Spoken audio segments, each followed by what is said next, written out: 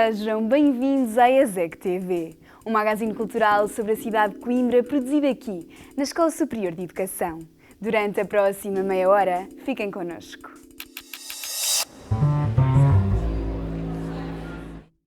A grande emissão do Mundo Português volta a estar em exibição no Teatrão a partir do dia 13 de fevereiro. A peça conta com 1h30 de emissão, onde são contadas 2 décadas da história portuguesa na época do Estado Novo, através de notícias, anúncios e músicas.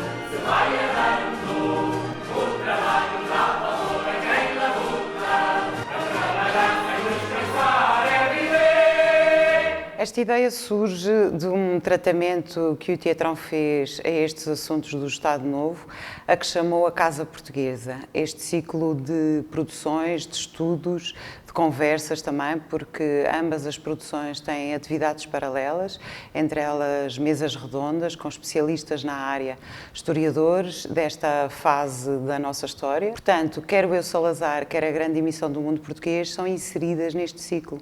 Esta produção é a segunda e a última da Casa Portuguesa. Podíamos casar. A nossa ideia com a grande emissão do Mundo Português é, partindo de uma época específica da história do nosso país, discutir problemáticas e questões que existem ainda hoje. Questões como a manipulação das notícias, a questão da propaganda, a questão das fake news e também a eficácia de uma ideológica através dos meios de comunicação social tem muito a ver com esta questão, por isso nós estarmos a fazer este espetáculo agora.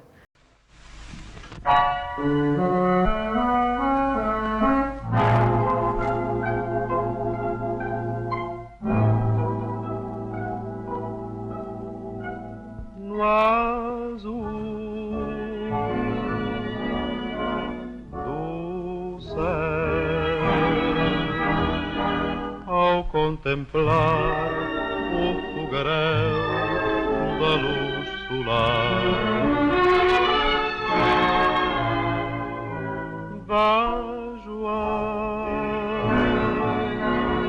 é uma equipa vasta, muita gente envolvida. Houve aqui um trabalho grande de investigação sobre as músicas, as publicidades, as notícias. O trabalho de dramaturgia foi muito feito em colaboração também com as pesquisas que os próprios atores fizeram, a preparação vocal, a direção musical. E por isso eu senti-me muito apoiada, mas de qualquer forma é uma experiência muito difícil que eu espero não repetir. 1 hora de arte dedicada aos operários. Um programa da Emissora Nacional em parceria com a Fundação Nacional para a Alegria no Trabalho. Muito boa noite, caras e caros ouvintes. É um gosto poder estar na vossa companhia nas próximas horas. Como sabem, o nosso programa é transmitido ao vivo dos estúdios da Emissora Nacional, contando com uma numerosa assistência que se junta a nós pelo gosto de aplaudir a alguns dos grandes artistas de que Portugal tanto se orgulha. Nós neste espetáculo criamos aqui uma relação com o público muito baseada naquilo que eram as emissões com público ao vivo. O público estava naquela altura a assistir às gravações ao vivo da rádio, tinha uma experiência um bocadinho parecida com aquele público que hoje em dia está nos programas de televisão e que tem que dizer aqueles números de telefone para as pessoas em casa ligarem e receberem prémios. O senhor está constipado e ficou mal de repente, porque não teve cuidado, porque foi imprevidente. Para o mal cujo motivo está na chuva, frio ou sol, qual o melhor preventivo? Formitral, formitral, formitral. Qual o melhor preventivo? Formitral, formitral, formitral. É muito importante que o público perceba que isto não é nem uma aula de história sobre a emissora nacional, nem uma saudação de um tempo que já foi, mas pelo contrário, que esta reflexão sobre este momento histórico, ela pretende fazer uma atualização e perceber alguns dos fenómenos que a nossa sociedade hoje vive e que eles devem ser contextualizados com algumas coisas que aconteceram. O que é preciso dizer é que esse tempo não foi feliz, dessa maneira que a nossa memória hoje olha para ele com uma distância que às vezes esquece algumas coisas. Estamos aqui para vibrar o golpe mortal à tua mentira colossal para a qual criaste tudo isto. Eles assinam e somos nós que vamos para a prisão. Eles roubam os cofres do Estado e somos nós os ladrões. Eles desacreditam e deterioram o país e nós é que somos os maus portugueses. Eles tiram-nos as liberdades e nós é que perturbamos a ordem pública. Mas os ignorantes, os iludidos e os enganados, aqueles que acreditaram em todas as patranhas que lhes vendeste, um dia acordarão.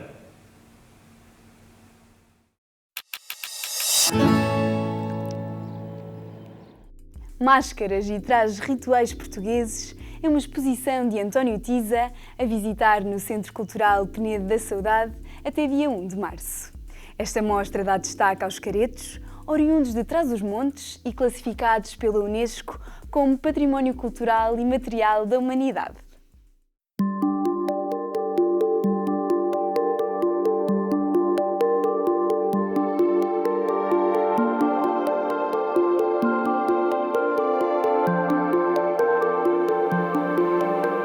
Histórias relacionadas com rituais festivos do ciclo de inverno, desde o Natal até à quarta-feira de cinzas. Rituais de fertilidade, rituais de iniciação, rituais da purificação da comunidade, etc. São coisas deste género que estão aqui contidas nestas máscaras, que é um conjunto quase completo daquilo que nós temos em Portugal, Coimbra para norte. Pronto, já está. É sim. Muito Sim. Não é? Agora fechamos aqui e fica, só se vê a máscara e não se vê o resto. São máscaras de todos estes rituais festivos, de um ritual que acontece na noite de 31 de outubro, numa localidade que se chama Sidões, em Vinhais, para depois entrarmos no ciclo do Natal até aos Reis, o chamado ciclo dos 12 dias, e depois temos ainda um outro ciclo igualmente importante, já no fim do inverno, ou quase, que é o Carnaval. São aqueles 5 dias, porque vai do sábado até, não é à terça-feira, é à quarta-feira de cinzas. E para terminar, temos uma única mascarada de verão, precisamente a 24 de junho, que é o São João de Sobrado, no concelho de Valongo.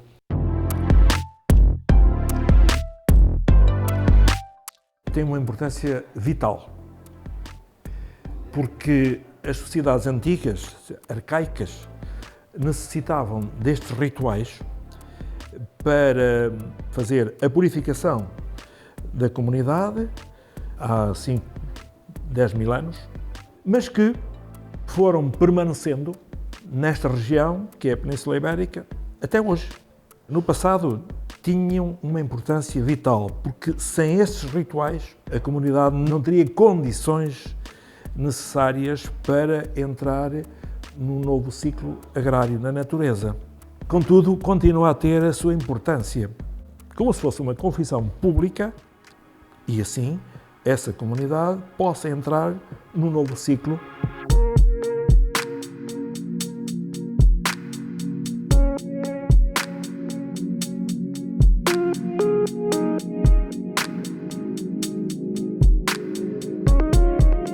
Já que falamos em igualdade de género, pois bem, aqui é um exemplo em que, de facto, isso se verifica.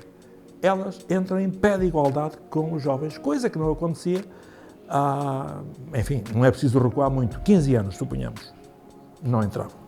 O que se tem verificado ultimamente é que rituais que estavam perdidos em determinadas localidades estão a surgir de novo. As aldeias do Xisto, que têm um entrudo importante, foram recuperadas. O meu receio está focado noutra realidade que nós temos. Por muita vontade que exista, se não há gente, não há quem consiga manter estas tradições. Eu nasci e fui criado numa região, numa localidade em que estas coisas aconteciam e ainda acontecem. Assistia, por exemplo, no dia de Natal, ao aparecimento e à atuação destes mascarados, a que chamamos ainda hoje, caretos. Nada que se parecesse com o carnaval, porque nós associamos a máscara ao carnaval. Contudo, nessa região, na minha região, o distrito de Bragança, não aparecem só no carnaval, aparecem até muito mais no período do Natal, o dia seguinte ao Natal, Santo Estevão, o dia de Ano Novo e até mesmo no dia de Reis.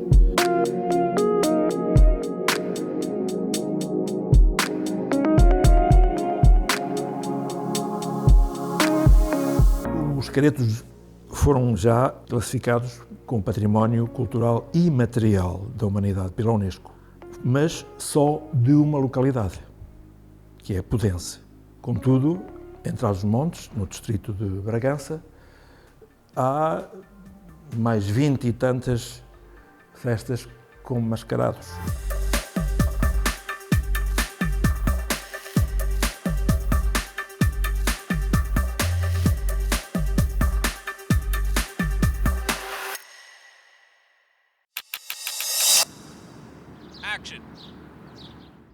Estivemos à conversa com a autora Madalena Batista e com a ilustradora Rita de Lille sobre o livro Anifa, Menina e Mãe. Esta obra alerta para temas como o casamento prematuro na região de Moçambique.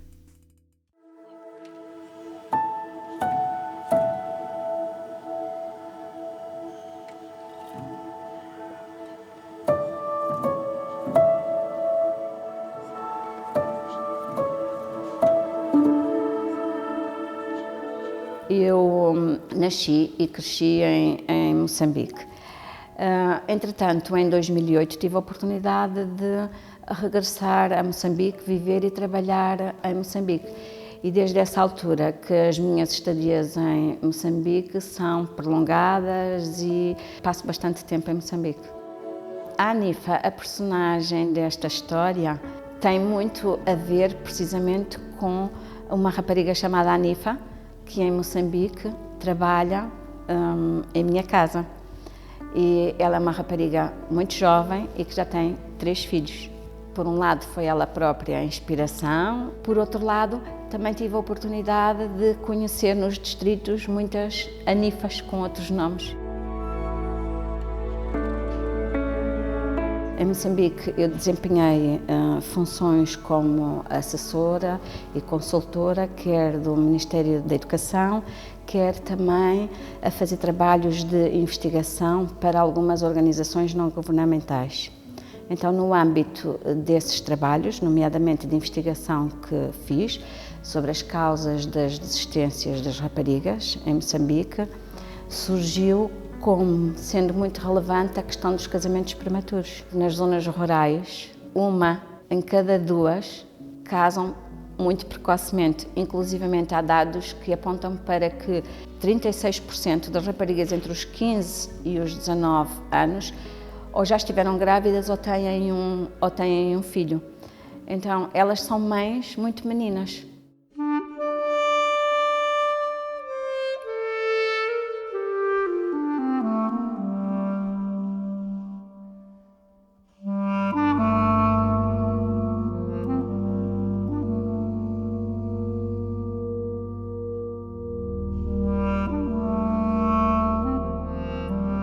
A minha mãe, a autora do livro, mandou-me o texto e eu li o texto todo e a partir daí começam a surgir imagens. O processo é muito intuitivo, não é um processo muito racional, ou seja, é muito intuitivo, eu vou fazendo as imagens até ficar satisfeita com elas. Gostei bastante de fazer estas ilustrações.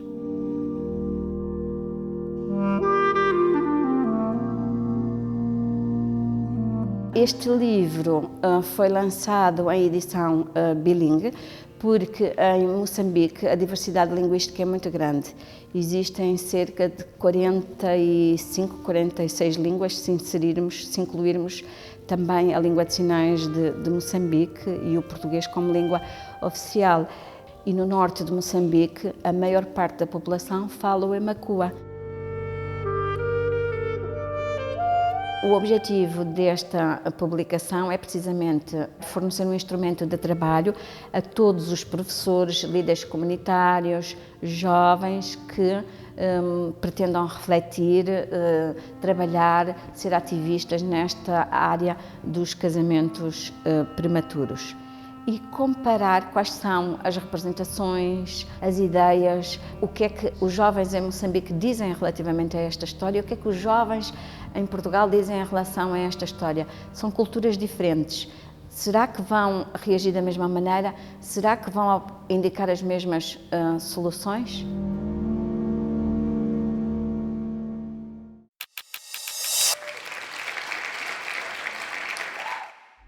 A banda portuguesa Paus veio até ao Salão Brasil apresentar o seu mais recente disco, Yes.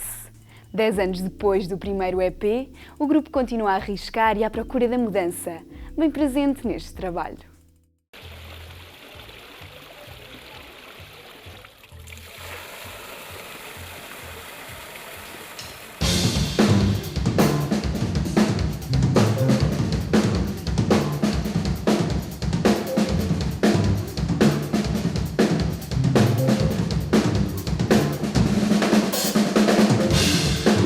Este ano é o ano onde celebramos de uma maneira descontraída os 10 anos desta banda. Portanto, fazendo contas... Este ano não, o ano 2009, 2010. Ou seja, 2010 foi o ano que saiu a nossa primeira edição, um EP chamado É Uma Água. E a banda começou pelo desafio, um desafio no sentido de nós os quatro, que éramos outros 4 na altura, perceber-se o que é que esta coisa da bateria sem mesa ia fazer. Se era possível fazer música com uma bateria colada pelo mesmo bombo, se era possível fazer música com uma banda sem guitarrista, se era possível fazer música de que gostássemos, obviamente, onde não havia um vocalista per se, onde toda a gente podia assumir essa função. E de repente passaram 10 anos. Nós, quando fizemos esta banda, achávamos que o nosso auditório seria fazer o circuito que estamos a fazer hoje, por exemplo, portanto, sem qualquer tipo de desprimor para o mesmo, porque é uma coisa que nos agrada bastante fazer, e quando fazemos tour na Europa, na verdade, fazemos clubes, não fazemos festivais também, mas os festivais têm uma época específica e depois o resto do ano, quando se anda em tour pelo resto da Europa, são clubes. E achávamos que talvez, como era um objeto assim um pouco estranho, que talvez tivesse espaço em alguns teatros e auditórios. Só que depois, pronto, depois aconteceu irmos tocar ao showcase da Enxofada, a nossa primeira editora, no Alive, logo no ano de estreia do EP, ainda nem sequer tínhamos um álbum. Nesse mesmo ano, depois, como houve uma desistência, um cancelamento no Paredes de Cora, também fomos tocar ao Paredes de Cora. E depois lançámos o primeiro single do primeiro álbum, que foi o Deixa-me Ser, que nos levou para um sítio onde não estávamos à espera. Que acabámos por depois encontrar a editora fora do país alguns anos mais tarde e tudo. Então a coisa foi acontecendo, foi rolando e nunca planeámos as coisas para acontecerem da forma como aconteceram. Portanto foi tudo lucro, foi inesperado e talvez por isso tenha sido tão bom.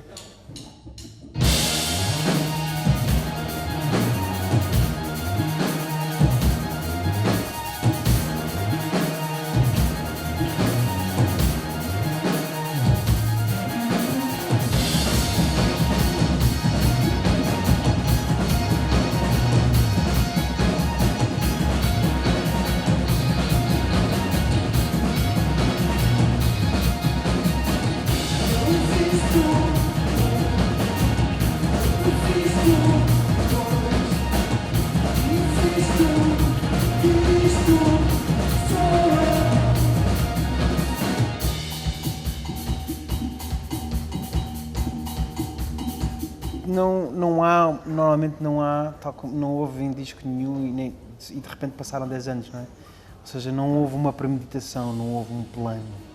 E neste disco não foi diferente, não houve bora fazer isto. Das vezes que tentámos mais ou menos fazer isso, deu merda. Portanto, fomos os 4 para dentro do estúdio com o objetivo de, em 2019, conseguimos fazer um EP e fazemos um disco.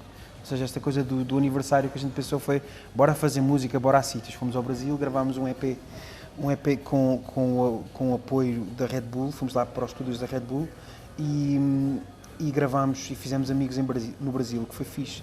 E depois o que aconteceu foi que trouxemos alguma aprendizagem, algum Brasil que vinha do nosso tempo que passámos lá a trabalhar e entrámos logo em estúdio, então se calhar sentiu-se isso. Trabalhámos com um produtor chamado Guilherme Castrup e que nos ensinou algumas coisas, portanto se calhar trouxemos alguma da ginga, alguma da ideia do tambor cantado do Brasil e se calhar isso influenciou um bocadinho. Do resto fomos nós 4 e o sítio da vida onde nós estávamos que nos influenciou. E foi um ano difícil, 2019, 2020 talvez seja um ano difícil para todos, não é para nós só, não é? Para todos e todas. Então se calhar o Yes foi uma ideia inspirado também da forma como o Brasil está a reagir à situação em que está. Nunca baixa a cara, nunca larga o sorriso, a música está lá sempre. Se calhar, sem pensar, isso estava lá. E o Yes é um bocadinho disso, é uma necessidade inata, celular, de ser positivo numa altura onde tudo nos diz para não o sermos. Não?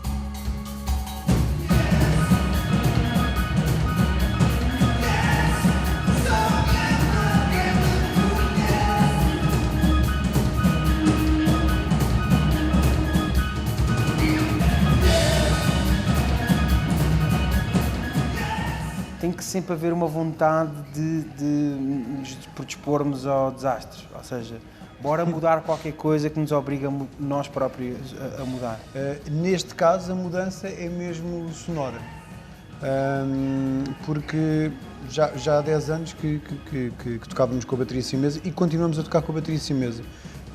O que aconteceu foi que a dada altura sentimos que talvez a bateria sem mesa já fosse mais um fator de castração criativa do que distintivo para as pessoas, porque a bem ou mal já percorremos o país todo, portanto diríamos que a grande esmagadora maioria do auditório que poderíamos ter já tomou contacto com a banda, portanto a bateria sem mesa já não é surpresa para essas pessoas, portanto já não é por irem ver a bateria sem mesa, imaginamos nós que as pessoas vão ver um concerto de paus, vão ver um concerto de paus porque é um concerto de paus.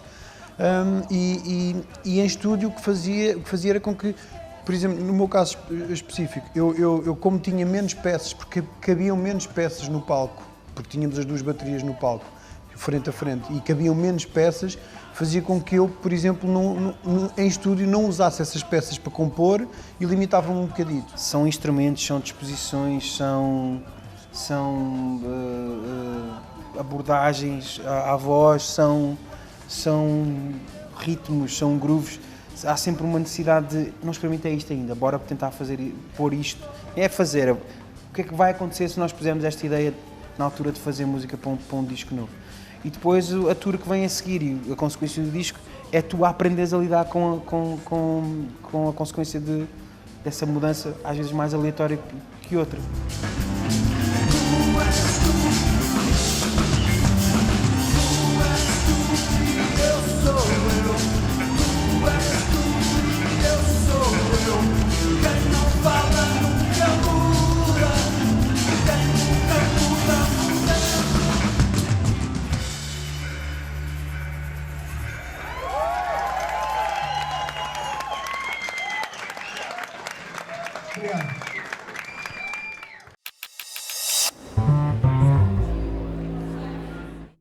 Chegámos ao fim desta edição, mas marcamos encontros já no próximo programa. Até lá, podem acompanhar o nosso trabalho através das redes sociais. Obrigada pela vossa companhia.